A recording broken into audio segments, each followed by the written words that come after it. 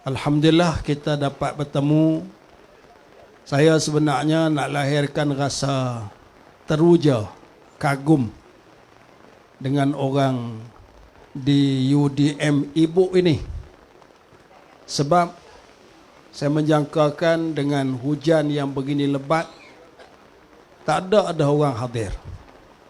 Tapi bila hadir penuh dalam kemah ini, kalau tengok kepada kehadiran dan isyarat yang diberi di UDM ini, saya kira ini isyarat yang sangat jelas bahawa 2 hari bulan Disember nanti, Dr. Sam akan kita hantar sebagai ahli parlimen kita, insya-Allah. Takbir pun semangat, Alhamdulillah. Tengah hujan pun ada. Alhamdulillah. Alhamdulillah. Kita disebut berulang kali bahawa pilihan raya kecil Kemaman ini tidak diperlukan. Seolah pilihan raya ini dipaksa kepada kita. Mungkin ada orang yang rasa letih dah. Tapi dalam keadaan letih kita hadapi pilihan raya berulang kali, kita tetap menyedari kita ada tugas.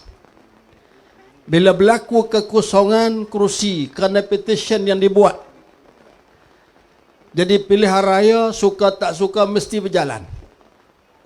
Maka tugas yang ada kepada semua kita, para pengundi yang duduk di kampung, yang duduk di taman, yang duduk di luar dari kawasan, menjadi kewajipan 2 hari bulan kita nak kena turun keluar dari rumah.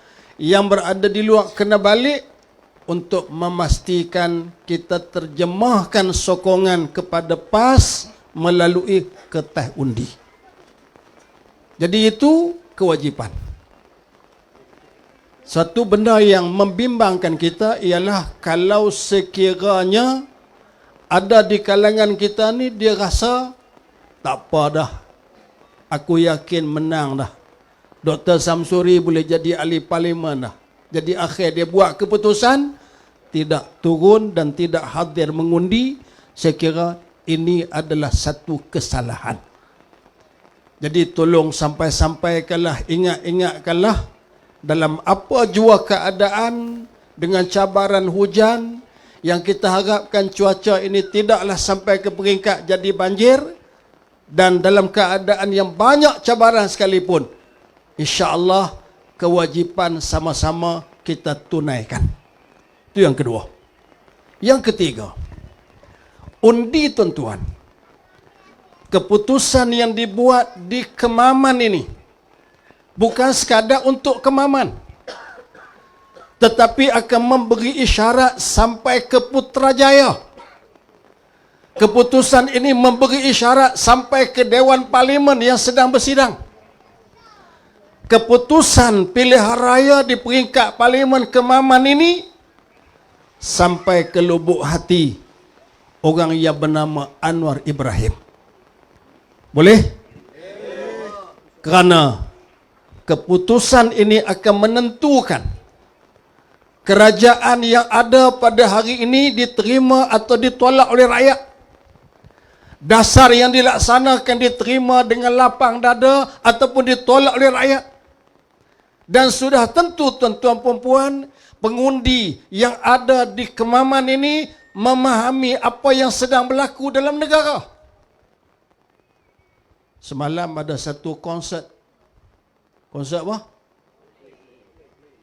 Konsert apa?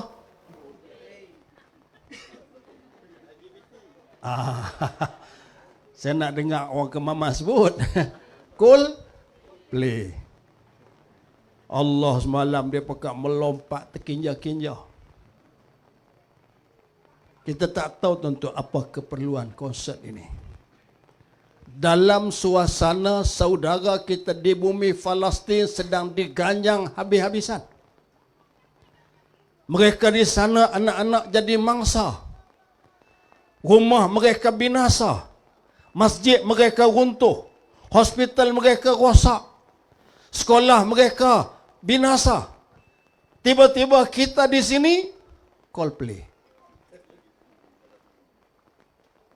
Tuan-tuan, sangat menyayatkan hati. Suara dari pelbagai pihak.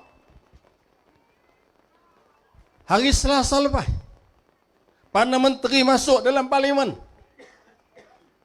Antara soalan yang dikemukakan oleh Perdana Menteri, ada ahli parlimen kita bangkit, soal yang berkait dengan konsert ini. Jawapan dari Perdana Menteri, pertama, saya simpulkan pertama, dia kata Coldplay ni sokong Palestin. Oh, kalau sokong Palestin, halal. Itu jawapan pertama. Yang kedua, disebut pandangan dari mufti. Mufti wilayah dah bagi pandangan dan beberapa mufti di peringkat negeri bagi pandangan. Maka dia sebut dia akan berunding dengan mufti. Akan berbincang. Akhir kemarin keluar satu kenyataan dari pihak kerajaan persekutuan, teruskan. Kerana di antara alasan yang diberi, pandangan dari mufti itu bukan fatwa. Apa yang mufti kemukakan, pendapat itu hanya sekadar pandangan, bukan fatwa.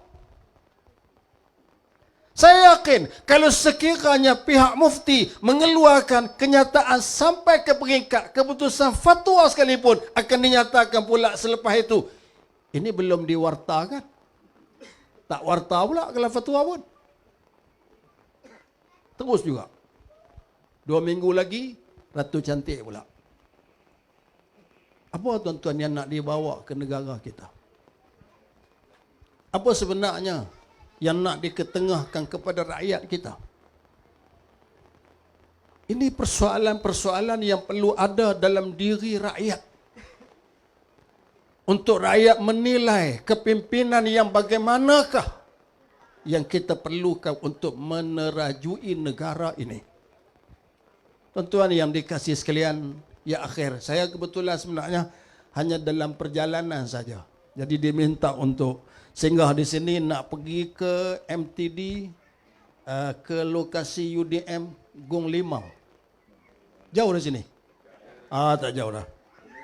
Tapi ada yang Muhammad Ustaz Darih, kita bagi laluan Ustaz Darih, dia kena panjang lagi. Jadi, ya akhirlah. Tuan-tuan, dalam waktu-waktu kita nak memilih kepimpinan, satu perkara yang diajak kepada kita oleh alim ulama kita, ialah kita memohon petunjuk dari Allah.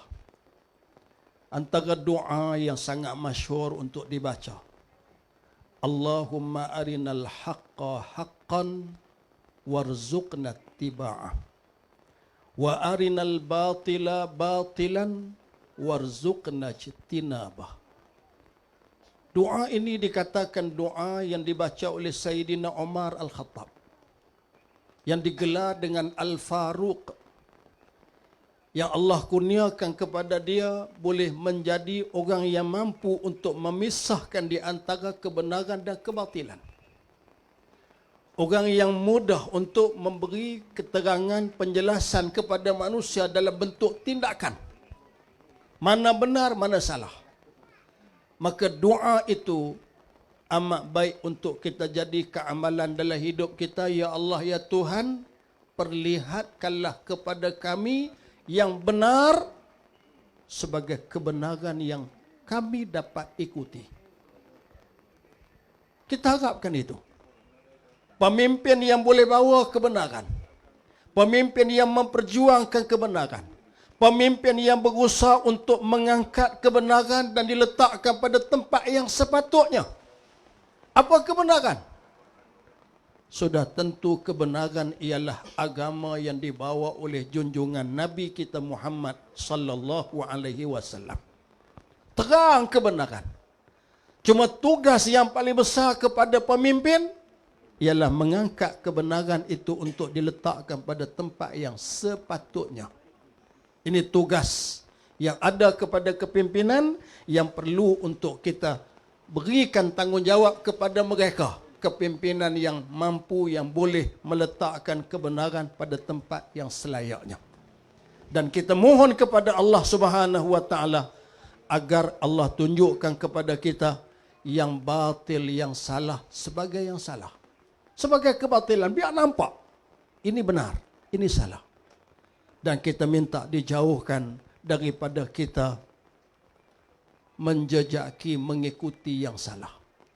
Ini doa. Kita harap doa itu menjadi amalan dalam hidup kita. Mohon kepada Allah Subhanahu wa taala sehingga Allah tunjukkan mana kepimpinan yang terbaik untuk kita pilih, mana kepimpinan yang perlu untuk kita jauhkan. Yang sudah tentu, mula kita tengok batang tubuh pemimpin. Kita tengok calon kita. Kemudian yang kedua, kita tengok pula dia mewakili siapa. Parti mana? Siapa kepimpinan parti dia?